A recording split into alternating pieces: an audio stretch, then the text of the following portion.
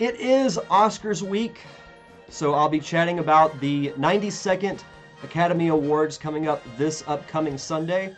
Welcome, everyone, to the Derek Diamond Experience podcast. And for those who are watching the video version, you can see I've dressed up for the occasion. I decided, with the video versions, I kind of want to be a little more loose and inject a little bit more personality instead of just, straight up giving information, because with the interviews, I try and be a little bit more professional, if you will. Like, I still like to have fun with the interviews, but I'll act very direct and to the point sometimes. But with these shows, whether it's me by myself or if I bring a friend on to review an episode of a TV show or a movie, I want it to be a little bit more relaxed. And I think that's why people enjoy podcasts, is because they're different than your traditional interview show, because it's more casual. You feel like you're listening into a conversation. So let's see. We've got, Luke Thompson and my mother, Donna Diamond, is watching. So thank you guys for tuning in. So for the first half of the show this week, I'm going to be discussing the Oscars. I mentioned this a few weeks ago. I think it might have been during my top movies of 2019 show. I feel a little bit more invested in the Oscars this year, and I think it's a combination of two things. One, I think it's just because I've watched so many more movies. But after making The Parker Syndrome, I decided to watch films as more of a, still getting the enjoyment out of them, because that's why I want to make movies, is because I enjoy them. But at the same time, study them and do research in a way to make my next project and upcoming projects after that even better. And it's a combination of watching older movies that I haven't had the chance to see yet, and also newer movies. And, I have I think it's the AMC A-List subscription that I pay every month. So I figure, why not get the most out of it? So I saw quite a few movies this year. I think I saw close to 30, and there's still some that I haven't got a chance to see yet. And I'll preface it, and I know this film especially has been nominated for quite a few awards, and it's unfortunate that I haven't seen it yet, but I haven't had a chance to watch Parasite yet. A lot of people say it's their favorite movie of the year. It's been nominated for quite a bit of stuff. I know it has I think a 99% rating on Rotten Tomatoes, which is nuts. And I haven't had a chance to see Booksmart yet. I don't think that's been nominated for anything. But and I haven't had a chance to see Little Women yet. And I know that was the subject of quite a bit of, I don't know if controversy is too strong, but something along the lines of a lot of people were not happy that Greta Gerwig was not nominated for Best Director, which, when we get to that, so this is how the Oscar portion is going to go. I'm not going to give predictions for every single award. I picked out 10 that I'm going to do, because unfortunately there's a lot of these movies that I haven't had a chance to see yet, but I've gotten to see a good amount of them. So I guess what we'll do is we'll just dive right in. So what I'm going to do is I'm going to list the award, the nominations, and then I'm going to list what I would like to win, and then what I think will win, because at times that's going to be very different. So I do want to start off by saying I'm not gonna give a prediction, but I hope that John Williams gets Best Original Score for The Rise of Skywalker. One, because John Williams is, to me, the greatest composer of film that's ever lived. And there's some great people out right now, Hans Zimmer, Michael Giacchino, but John Williams is so iconic, between Star Wars, Jaws, Harry Potter, so many other, so many other films have his name attached to them, and it adds that little bit of extra credibility. When you see John Williams attached to a film, it gives it that little bit of a legitimacy. So I really hope that he wins, because he's come out and said that it's going to be the last Star Wars film that he ever scores. So I hope he goes out with a win. Just some of the other nominations for that are Joker, Little Women, Marriage Story, 1917, and The Rise of Skywalker. I'm going to give a prediction that I think that John Williams will win it. That's the one that I'm really hoping happens, because I love John Williams, and if it were up to me, he would absolutely get it. But we'll have to see what happens. We'll start off, I guess, with my official predictions. We'll go with cinematography, and if I butcher some of these names, I do apologize. For cinematography, we have The Irishman, which was Rodrigo Prieto; Joker, Lawrence Sher; The Lighthouse, Jareen Blaschke; 1917, Roger Deakins; and Robert Richardson from Once Upon a Time in Hollywood. What I would like to win, just because of the sheer energy and just insaneness for pulling this off, I would give it to 1917. Watching the behind the scenes footage with Schofield running out of the bunker through the open field to the other side of the bunker where he needs to go. Watching the behind the scenes sequence of that with, the camera coming backwards on a crane, and then two guys detaching the camera and running backwards with it, and then putting it on a truck, and the truck keeps, carrying the camera while all these extras are just, running like crazy. When you watch stuff like that, and yes, there are cuts that had to have happened in the movie, but the sheer energy and what it took to pull that off, to me, is an automatic win for 1917. And these other movies, I have seen the other four that are nominated, and they all look great, but to me, 1917 just really stands out when it comes to cinematography. So I am hoping that 1917 wins, and I think that 1917 will take it. Next, we have Best Original Screenplay. Rian Johnson, who wrote Knives Out; Noah Baumbach, Marriage Story; Sam Mendes and Krysty Wilson-Cairns for 1917; Quentin Tarantino, Once Upon a Time in Hollywood; and we'll say Parasite. I'm not even going to attempt to try and pronounce their names, just because that would be disrespectful. The bias in me would like Knives Out to win, because I like Rian Johnson as a filmmaker, and I also like him as a human being. I can't remember if I've told this story or not, but back when I went to Star Wars Celebration in 2017, this is when they're going to unveil the first trailer for The Last Jedi. I camped out in the Orlando Convention Center, didn't really sleep, but attempted to sleep on a concrete floor, and Rian Johnson came in to the convention center, and he talked to and shook everyone's hand all night. And I thought that was great. Now, I have a selfie with him that I think I posted on the podcast page back when that happened. So, love Rian Johnson. I won't get into the whole Last Jedi thing, because that's a discussion for another podcast, which you can actually go back and listen to the Star Wars series that we did we're in February now. God, this whole year's flying by already. Back in December, I talked about it on our Disney era Star Wars episode. I would like him to win. Do I think he's going to? Probably not. I think that Quentin Tarantino is going to get it for Once Upon a Time in Hollywood. I just think that the story of classic Hollywood is something that the Academy is really going to love.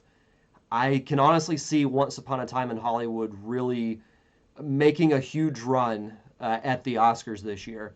So my prediction is that Once Upon a Time in Hollywood will win Best Original Screenplay, but I would like Knives Out to win.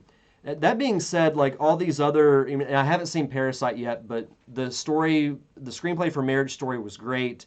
1917 was really good too. So, yeah, I think Once Upon a Time in Hollywood is going to take it. Next up, we have Best Adapted Screenplay. We have The Irishman, Jojo Rabbit, Joker, Little Women, and The Two Popes. Now, out of these movies, I have not seen The Two Popes yet, so I can't really comment on it. I really, really want Jojo Rabbit to win this, because as good as a film of Jojo Rabbit was, and this is kind of giving away my Best Picture prediction, but I don't think it's going to win that award. I think the story of Jojo Rabbit was great. I love that movie. It was, top three movie for me this year. And I really would love Taika Waititi to get an Oscar because I think he's just such a good filmmaker. I think he's a good actor. I think he has the pulse of what a lot of people like. And there's rumors that he's going to get his own Star Wars film. And I really hope that happens because he was great as the voice of IG-11. And I think, him directing the season finale of The Mandalorian, and it's arguably the best episode of that entire season, it's going to be, I really hope it happens because he absolutely deserves it. I'm going to go out on a limb and I'm going to predict that Jojo Rabbit will get Best Adapted Screenplay, though I wouldn't be shocked if The Irishman gets it. Next up, we have Best Animated Feature, How to Train Your Dragon, The Hidden World, I Lost My Body, Klaus, Missing Link, and Toy Story 4. I'm going to say flat out, I would like Toy Story 4 to win it.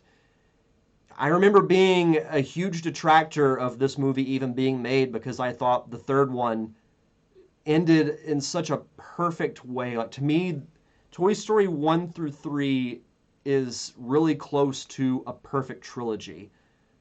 And the way it ended with Andy giving, Woody, Buzz, and the other kids away and driving off in the distance, and Woody saying, "So long, partner," was to me the perfect way to end that story. And then they announced they're doing a fourth one, so I'm like, here we go again, overexposing the series and trying to just make extra money off of it. But Toy Story 4 was actually an awesome movie, and it just missed my top 10 of this year. But I really hope that Toy Story 4 takes this one. Best Director, we have Martin Scorsese for The Irishman, Todd Phillips for Joker, Sam Mendes for 1917, Quentin Tarantino for Once Upon a Time in Hollywood, and then we have Bong Joon-ho for Parasite. Now, I did really like Joker, but I don't know. I feel like, even though I haven't seen Little Women, I'm shocked that Greta Gerwig was not nominated for this award. I probably would have put her in over Todd Phillips, but that's just one guy's opinion. From what I've heard about Little Women, I've heard it's great, and I really, really need to see it. But that being said, I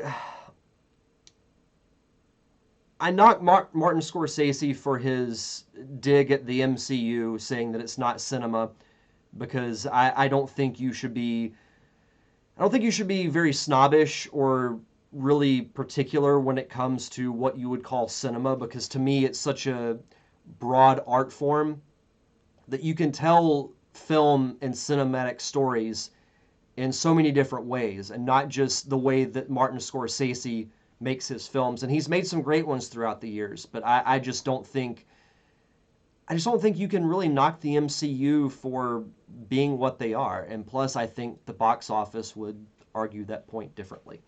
But that being said, I think Quentin Tarantino is going to get Best Director for Once Upon a Time in Hollywood. Again, I think this is going to make a pretty good run. I wouldn't be surprised if this wins, at least 3 awards.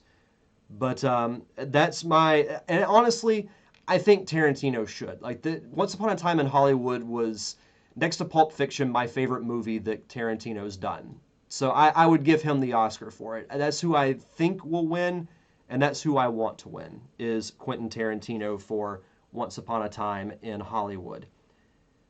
Best Supporting Actress, we have Kathy Bates from Richard Jewell, Laura Dern from Marriage Story, Scarlett Johansson from Jojo Rabbit, Florence Pugh from Little Women, and Margot Robbie from Bombshell. Tanya Richter says, "You look very nice in a suit." Thank you. I showered for the occasion too, which is very rare. But out of this, a lot of people think that Laura Dern's going to take it, And I 100% agree.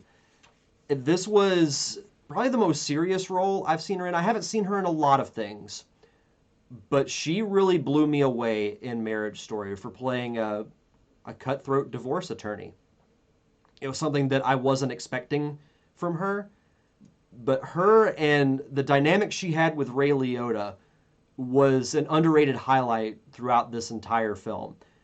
So I know she's kind of getting the popular choice for Best Supporting Actress, and Scarlett Johansson was phenomenal in Jojo Rabbit as well.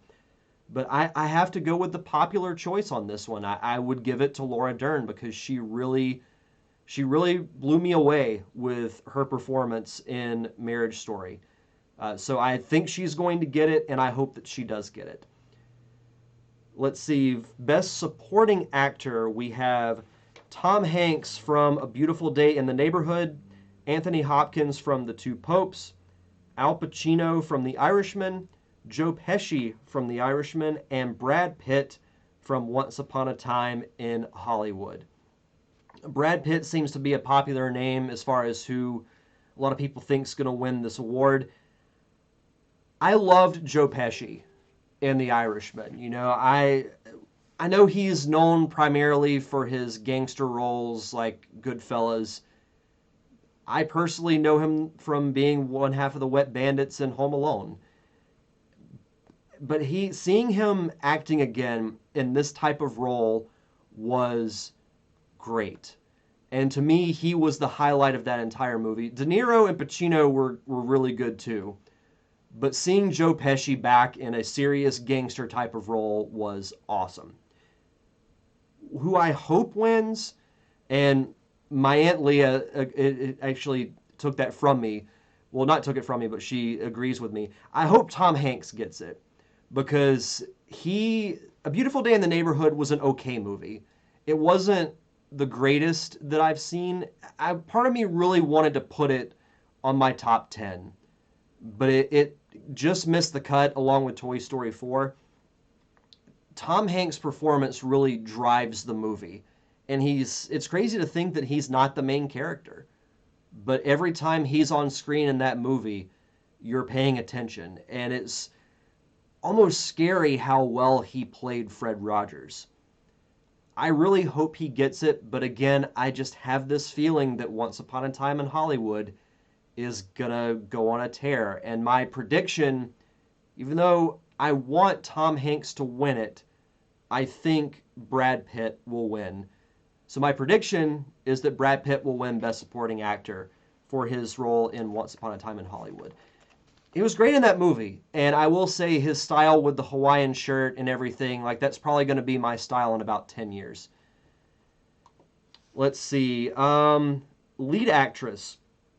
We have Cynthia Erivo from Harriet, Scarlett Johansson from Marriage Story, Saoirse Ronan from Little Women, Charlize Theron from Bombshell, and Renee Zellweger from Judy. So, unfortunately, the only movie out of this list that I've seen is Marriage Story. And I loved both Adam Driver and Scarlett Johansson. I even made the joke that it was unfortunate that Black Widow and Kylo Ren's relationship didn't work out. Just for giggles, I would give it to Saoirse Ronan from Little Women just because I've heard good things about her performance. But I want Scarlett Johansson to win it just because she and Adam Driver both really impressed me as, you know, an acting duo, just as actors in general. And I'll go ahead and touch on this movie, but the raw emotion that it showed, it was uncomfortably real. Now, granted, my parents are still together, so I didn't go through the whole, you know, kid with divorced parents situation. But just from what I've heard of how marriages can end, it was really, really raw. And it was almost uncomfortable because you could see that type of thing actually happening. Like when the climax of the movie happens and it's the two of them just spewing out this hatred for each other, it was insane. So I'm gonna call an audible. I'm gonna go with Scarlett Johansson to win this. But really, I'm not gonna complain if any of the others win, other than I'll just get my prediction wrong. So I'm gonna go with Scarlett Johansson. All right, so we have two more left. We have lead actor. We have Antonio Banderas from Pain and Glory, Leonardo DiCaprio from Once Upon a Time in Hollywood, Adam Driver from Marriage Story, Joaquin Phoenix from Joker, and Jonathan Pryce from The Two Popes. This has kind of been, well, not kind of, but it has been the hardest one for me to choose. And I say that because out of these movies, I've seen Once Upon a Time in Hollywood, Marriage Story, and Joker. Leo, Adam, and Joaquin, all three were absolutely phenomenal. And I would not complain if one of those three win. Like if one of those three win, I would just be like, okay, I can see that. But I really, for what it stands for, I would love Joaquin Phoenix to win this award. Because Joker, it's a movie that I don't know I'll ever watch again. But I'm glad that I did, because it was so emotionally real. And I say that in the sense that there's no ray of hope. And I'll use Revenge of the Sith, Star Wars Episode 3 as an example. That's when the Republic falls, the Empire rises, Palpatine takes over, Anakin Skywalker becomes Darth Vader, and you'd think that there's no real ray of hope, but then you see at the end, Obi-Wan gives baby Luke to the Lars family, and we all know what's going to happen. So it left on a hopeful note. This movie has zero hope in it at all.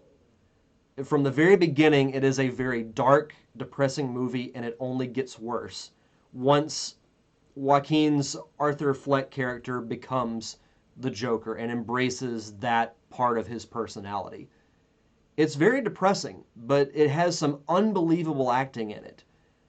And just for the sheer dedication that he put himself through to pull that off, for that, I would give him the award for leading actor.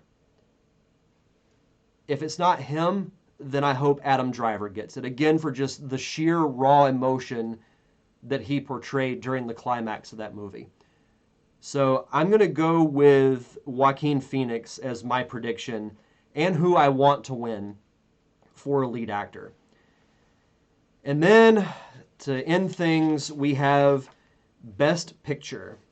We have the nominees are Ford v Ferrari, The Irishman, Jojo Rabbit, Joker, Little Women, Marriage Story, 1917, Once Upon a Time in Hollywood, and Parasite. A lot of really good choices on this list. And luckily, I have seen most of them. So, I really enjoyed 1917. It was a visual masterpiece. I liked the story. I love that it was just an intimate setting in this grand, huge war that was going on. It was a big story, but it felt very small. Marriage Story was very real. Joker was very dark. Ford v Ferrari was just a fun movie with some phenomenal acting from both Matt Damon and Christian Bale. The Irishman, my knock on it is that it's a little too long, but I love the acting in it. I want Jojo Rabbit to win this award. And I say that because to me it was the overall package of what a great film is. It looks great. It's got a story that is like satire but has a great lesson at its core. The acting, specifically by the child actors, was phenomenal. I was really blown away with how well the young actors did. And you had that balanced with a great supporting cast from Scarlett Johansson, Sam Rockwell. Taika Waititi was hilarious as a satirical version of Adolf Hitler. He's essentially, for those who haven't seen the movie, it's about this kid named Jojo who's growing up in Germany during World War II. But the twist is he's a diehard Nazi supporter. And I've actually got quite a few comments here. Let's see. Tanya says, Brad for taking off his shirt, not for acting. Holly Rawls, if Joaquin doesn't win it, I'm boycotting it. Tanya says Joaquin 100%. Let's see. Holly also says, I'm predicting Joaquin does win because he's already won the Golden Globe and SAG Award for it. Jake says, I wasn't crazy about Joker, honestly. It wasn't bad. I just don't get the hype. I totally get that. And like I said earlier, it's, to me, a good movie, but it's one that I'm not going to go out of my way to really watch again. I appreciate its achievements for what it's done, and I think it showed that comic book movies can be told in a different light. And Jake, if you're still watching this, I would love a Mr. Freeze type of movie, like an origin story told in the style of Joker, but dedicated to Mr. Freeze. Like, to me, that would be just amazing. If you were to adapt the Heart of Ice storyline from the animated series, day one. Like, you can just go ahead and take my money right now if that happens. But back to what I was saying about Jojo Rabbit. It's satirical in the sense that there's this, I think he's 10 years old, and he grows up in Germany idolizing the Nazis and Adolf Hitler. So it's, Taika Waititi is playing his interpretation of Adolf Hitler. And it's brilliant. It's absolutely brilliant. But to me, it's just an overall great film. Like, it hits all the beats for what a great film should be. It's great acting, good story, great cinematography. It has everything. And that, to me, that's why it should win Best Picture, because out of the list of nominees, and yet I didn't list it as my favorite movie of 2019, but if you were to tell me that you think it's the best movie of the year, I wouldn't argue it whatsoever. But that being said, I don't think it's going to win Best Picture. What I think is going to win is Once Upon a Time in Hollywood. And someone can correct me if I'm wrong, I don't believe a Tarantino film has won Best Picture at the Oscars. So with Tarantino saying he's only going to make 2 films and 10 total films, and this was his 9th, I think with this they're going to give him his Oscar. And that also in the sense that Hollywood loves them some Hollywood. This is about 1960s Hollywood, and it's a great movie. It's just about an hour too long. And I'm saying that, and this was my second favorite movie of the entire year. But the story was absolutely fantastic. The acting is really good. The set design, the location looks, like all of it was just absolutely amazing. And I think for that reason, I think Once Upon a Time in Hollywood is going to get Best Picture. I hope I'm wrong. I really want Jojo Rabbit to take it, but who knows? I know some people think Joker should win Best Picture. I personally don't see that. I get it being nominated, and it's crazy because Joker has been nominated for 11 awards. 11 awards, that's insane. For a movie based on a comic book. Who knows? But I don't see that happening. Like, just for me, these other movies, I just can't see them winning Best Picture. I think it's got to come down to Jojo Rabbit and Once Upon a Time in Hollywood. And I think Once Upon a Time in Hollywood is going to take it. So that's really my predictions for the 92nd Academy Awards. If you guys want to throw in any quick predictions that you guys might have, I'll stay on for just a few more minutes. I know we're around the 34-minute mark, and I don't want to stay on too terribly late. I had to wake up early this morning for a leadership training that I had to go to. Let's see. Tanya Richter, I hated Once Upon a Time and hope it does not win. I know I am one of not many. Yeah, I mean, I'm with you in the, well, I'm not with you in the sense that I hated it because I actually really liked it, but Jojo Rabbit, and I will say if you haven't seen Jojo Rabbit, definitely watch it because it's one of the best movies of the entire year. One of the best movies of the entire year. I'll go through some of these others real quick. Visual effects, I hope, just to throw it a bone, I hope that Avengers Endgame takes it. I'm kind of disappointed that Marvel didn't at least try to get nominated for. I mean, I don't know if they did or not, but I want to say they didn't. It should have been at least in the consideration for Best Picture because, for one, it's a great movie, and two, just the what Endgame stands for, the fact that they told this huge story that spanned over 20 movies. They took the TV episodic formula of storytelling and transferred it to movies, and it worked. Some of the movies better than others? Absolutely. But just for the achievement, I would have at least nominated it, but we all know how that goes. Let's see. Costume design is, let's see, Irishman, Jojo Rabbit, Joker, Little Women, and Once Upon a Time in Hollywood. I don't know. I from what I've seen of the trailer, I like the costumes from Little Women, so I'll throw Little Women in there for my prediction. Film editing, we have Ford v Ferrari, Irishman, Jojo Rabbit, Joker, and Parasite.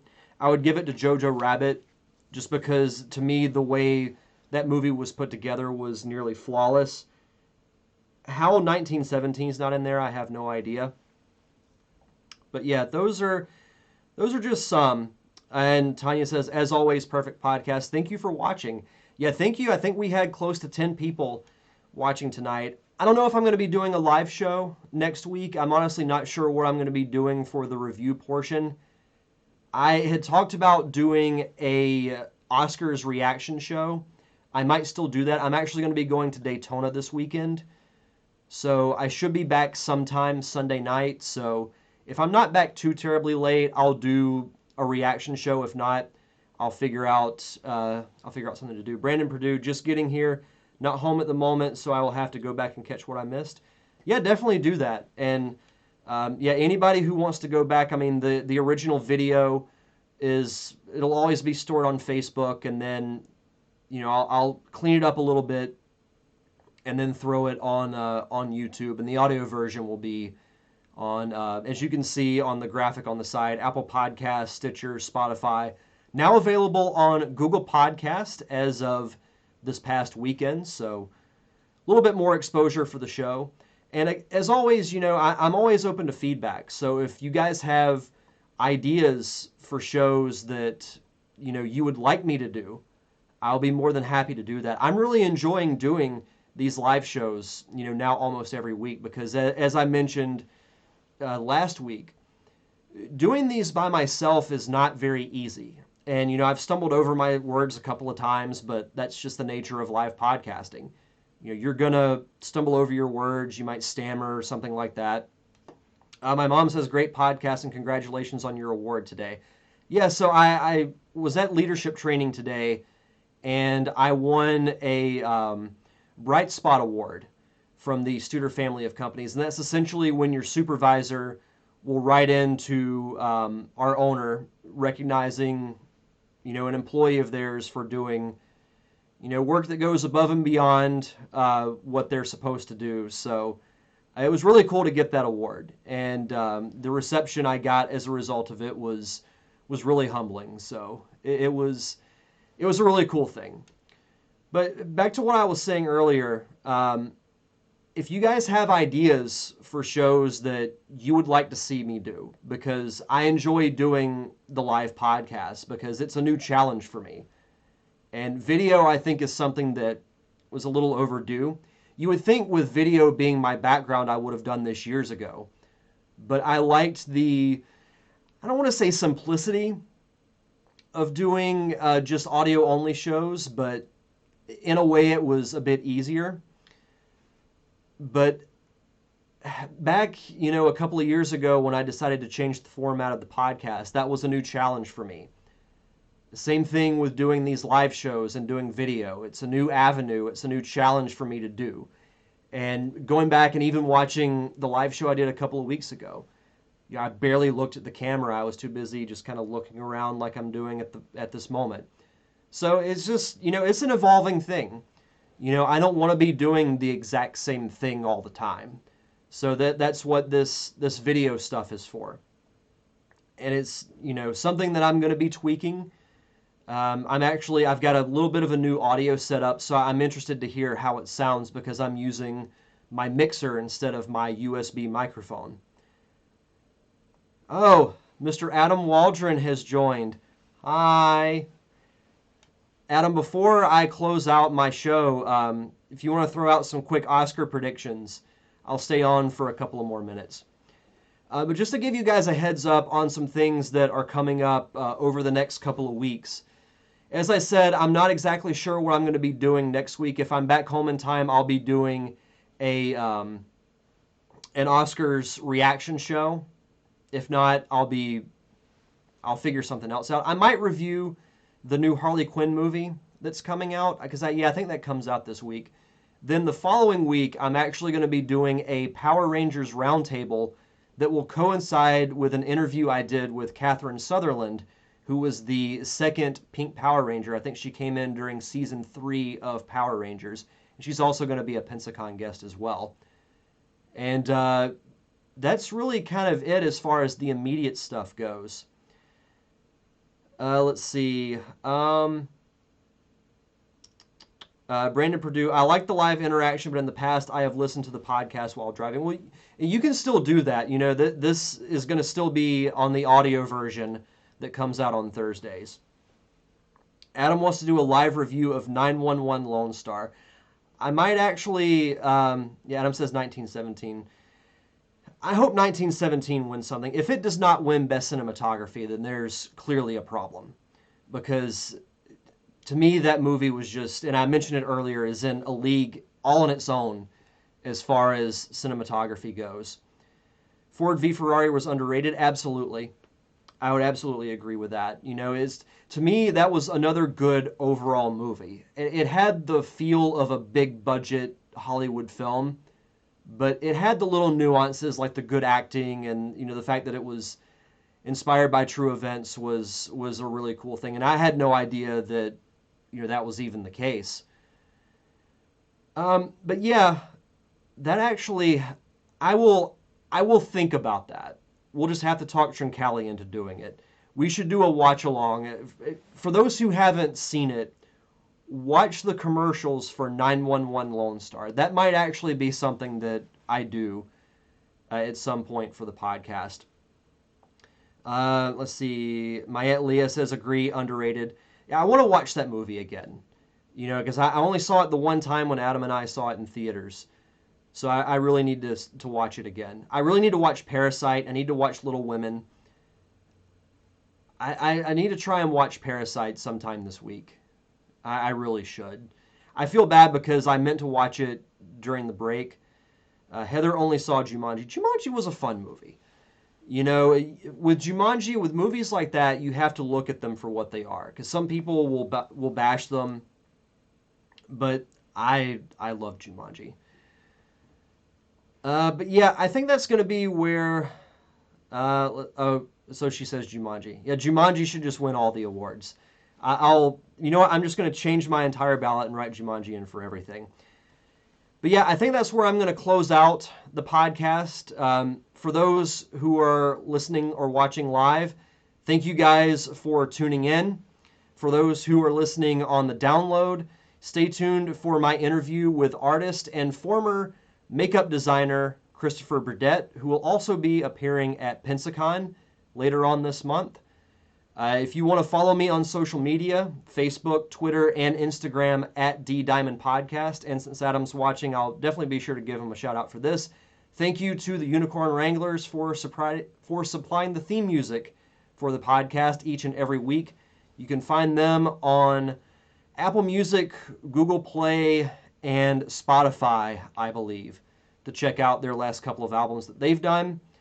So for those watching live, thank you guys, and we'll see you next time.